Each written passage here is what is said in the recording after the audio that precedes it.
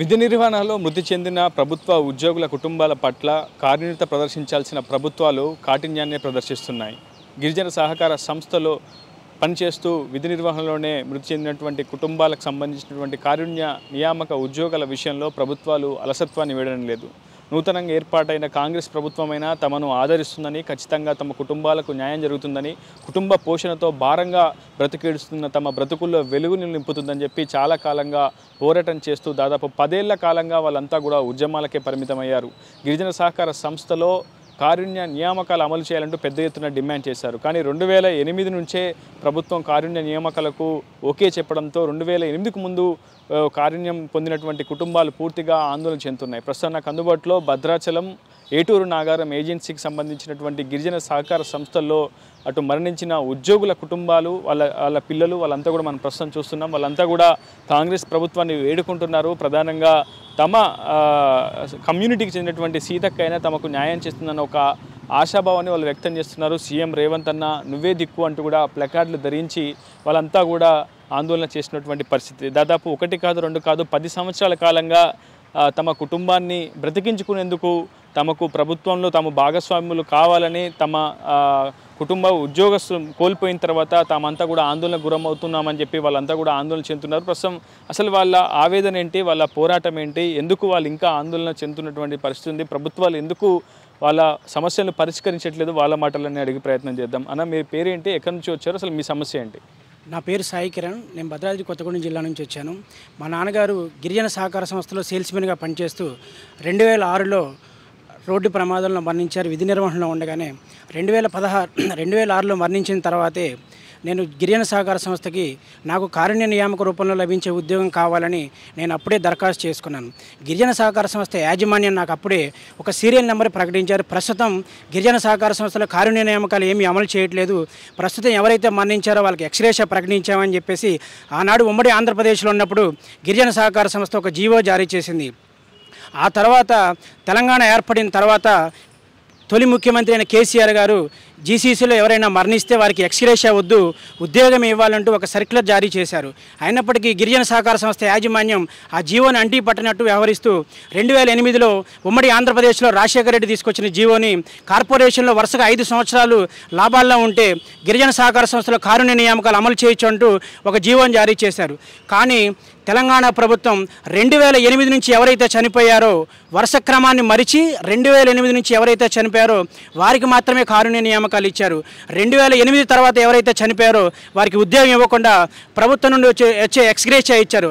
ఆ ఎక్స్గ్రేషియా కూడా గిరిజనులకు సరిపోదు, కేవలం 50,000 75,000 రూపాయలు మాత్రమే కేటగిరీ వైజ్గా ఎక్స్గ్రేషియాను ప్రకటించారు.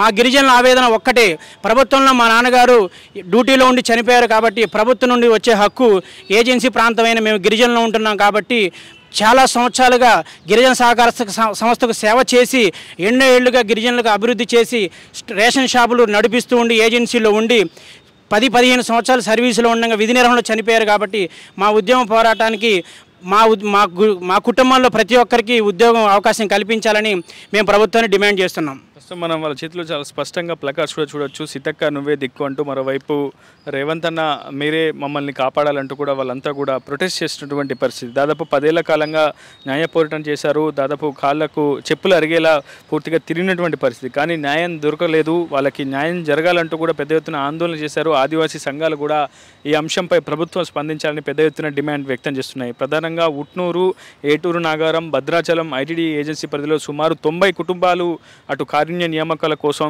ఏళ్ల కాలంగా ఎదురు చూపులు చూస్తున్నాయి. కానీ ఇప్పటివరకు వాళ్ళకి ఉద్యోగం మాత్రం దక్కలేదు. ఆ కుటుంబాలు ఇంకా మరింత దారిద్ర్య రేఖకు దిగుగా చేరిపోతున్నటువంటి పరిస్థితి. నిజానికి ఒక ఉద్యోగి చనిపోతే ఆ ఉద్యోగి యొక్క కుటుంబ పోషణ ఖచ్చితంగా ప్రభుత్వం బాధ్యతగా తీసుకోవాల్సి ఉంటుంది. కానీ కేవలం ఎక్స్గ్రేషియా అనే పేరుతో కేవలం కంటి తుడుపు చర్యగా 25,000 50,000 రూపాయలు ఎక్స్గ్రేషియా ఇచ్చేసి ఆ చేతులు దులుపుకునే ప్రయత్నం ప్రభుత్వాలు చేస్తున్నాయి. గతంలో రాజశేఖర రెడ్డి హయాంలో ఈ సమస్యకు పరిష్కారం తీసుకొచ్చేందుకు ప్రయత్నం చేశారు. ఆ తర్వాత కేసీఆర్ 2008 8 నుంచి ఎవరైతే కారుణ్య నియామకాలు ఉన్నాయో వారందరికీ కూడా నియామక ప్రక్రియను వెంటనే చేపట్టాలని ఆదేశించారు. కానీ అంతకు ముందు నుంచి చేస్తున్నటువంటి పోరాటాన్ని ప్రభుత్వాలు పెడచెవిన పెట్టాయి, పక్కదోవ పట్టించాయి. ఇప్పటి వరకు సంబంధిత గిరిజన సహకార సంస్థకు సంబంధించినటువంటి అధికారులు కావచ్చు, ఉద్యోగులు కావచ్చు, ఈ అంశంపై ఏం మాత్రం స్పందించినటువంటి పరిస్థితి. వాళ్ళంతా కూడా సెక్రటేరియట్ చుట్టూ తిరుగుతున్నారు. అటు హైదరాబాద్కి వెళ్ళి ప్రజాభవన్లో కూడా దరఖాస్తులు పెట్టుకున్నారు. అయినా ఎక్కడ కానీ వాళ్ళకి ఒక స్పందన మాత్రం కరువైందని చెప్పుకోవాలి. అమ్మ, మీరు ఎక్కడి నుంచి వచ్చారు? మీ సమస్య ఏంటమ్మా? మేము కిన్నెరసాని నుంచి వచ్చాము. మా తండ్రి గారు అయిన వాళ్ళ తండ్రి గారి జాబ్ ఇంకా రావడం లేదు. ఎందుకంటే వాళ్ళు గిరిజన కార్పొరేషన్లో డ్రైవర్గా పనిచేశారు. ఆ పని చేసినందుకనే తను ఆన్ డ్యూటీలోనే చనిపోయారు. కానీ ఇంతవరకు జాబ్ ఇవ్వలేదు. 2007లో చనిపోయారు. 2008 నుంచి ఉద్యోగాలు ఇచ్చారని తెలిసింది.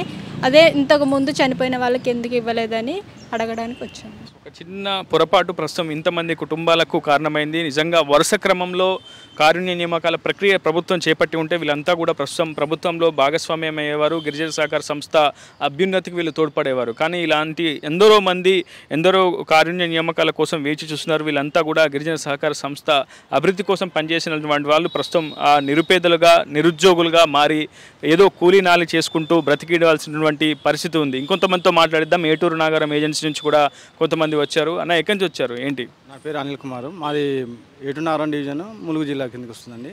అప్పుడు ఉమ్మడి జిల్లా వరంగల్ జిల్లా కిందకి వస్తుంది. అయితే మా నాన్నగారు ఎంసీడబ్ల్యూ వర్క్ చేసేవారండి. 1997 టైంలో చనిపోయాడు.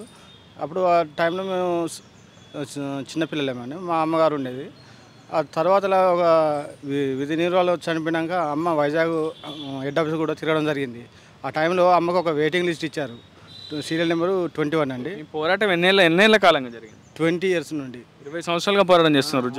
అమ్మ అప్పటి నుండి తిరిగింది. తర్వాత అమ్మగారు కూడా చనిపోయారు. ఇంట్లో ఇద్దరం. మరి ఇప్పుడు ప్రజెంట్ ఉన్నటువంటి మంత్రి సీతక్క గారు ములుగు ఎమ్మెల్యేగా బాధ్యతలు వహిస్తున్నారు. ఎప్పుడైనా కలిశారా మీ సమస్య? ఏమన్నారు మేడం గారు? మేడం గారు చూస్తామండి. అప్పుడు మేము కేసీఆర్ గారి ప్రభుత్వంలో మేము కలవడం వల్ల మాకు అధికారంలోకి వస్తే మేము చూస్తామని చెప్పేసి అన్నారండి.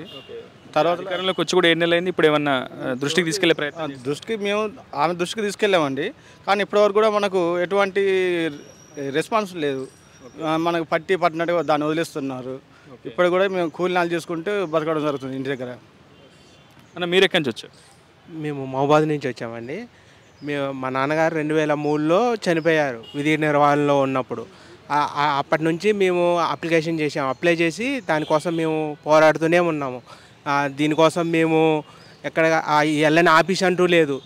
కింది డివిజన్ ఆఫీస్ నుంచి మొదలేస్తే పైన సెక్రటరీ ఆఫీస్ వరకు అన్ని ఆఫీసులు తిరుగుతున్నాము, వెళ్తున్నాము. ప్రతిసారి కలిసి మా అప్లికేషన్ ఇస్తున్నాము, మా బాధ వెళ్ళబుచ్చుతున్నాము. అయినా కానీ ఈ ప్రభుత్వాలు మా మీద కనికరించట్లేదు. అలాగే మేము కూడా ఏం చేయలేని పరిస్థితిలో ఉన్నాము. ఎలాగంటే ఇప్పుడు మా జీవనాధారం కూడా చాలా అంటే చాలా ఘోరంగా ఉంది. ఇప్పుడు మేము ఇన్ని చేసి కూడా ఇప్పుడు ఒక కూలీ నాలి పని చేసుకొని బతకాల్సి వస్తుంది. అట్లాంటి పరిస్థితుల్లో ఉన్నాం. కాబట్టి ఈ ఉన్న ప్రభుత్వం మా మీద దయ ఉంచి మాకు ఒక ఉద్యోగం ఇచ్చి మా కుటుంబ జీవనాధారానికి తోడ్పడాలని సీతక్క గారిని, అదేవిధంగా రేవంత్ రెడ్డి గారిని కూడా కోరుకుంటున్నాం మేము. మీరు చెప్పండి, ఎక్కడి నుంచి వచ్చారు మీరు? ఏటూరు నగర్. ఏమిటి మీ ఇంట్లో ఎవరు ఉద్యోగం చేసేవాళ్ళు? ఎలా చనిపోయారు? మా నాన్న చనిపోయింది. 94లో చనిపోయాడు. తిరిగి ఇంతవరకు జాబ్ కూడా ఇస్తామని కూడా ఇవ్వలేదు. 94 నుండి ఎక్స్గ్రేషన్ ఏమైనా తీసుకున్నారా ప్రభుత్వం నుంచి? తీసుకోలేదు. అసలు ఇచ్చారా మీకు? ఇవ్వలేదు. ఓకే. అంటే మీరు తిరస్కరించారా ఎక్స్గ్రేషన్? ప్రభుత్వమే ఇవ్వలేదా? మేమే ఇప్పుడు మాకు 20,000 వచ్చింది. ఎక్స్గ్రేషన్ 20,000 వచ్చింది. 20,000 వస్తే తీసుకోలేదు. మరి ఏం డిమాండ్ చేస్తున్నారు ప్రభుత్వం? నాకు జాబ్ కావాలండి.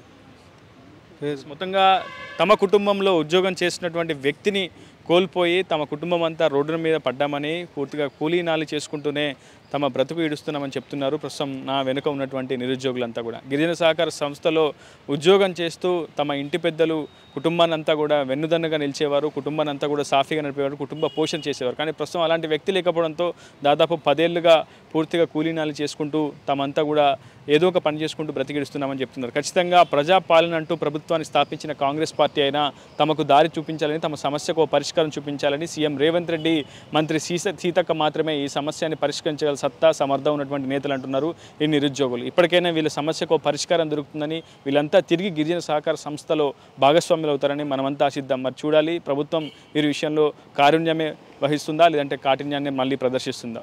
ఇది video reporter Uday RTV Khammam నుంచి. మరిన్ని వీడియోస్ కోసం ఛానల్ ని సబ్స్క్రైబ్ చేయండి, లేటెస్ట్ అప్డేట్స్ కోసం వాట్సాప్ ఛానల్ ని ఫాలో చేయండి అండ్ లింక్ డిస్క్రిప్షన్ లో ఉంది.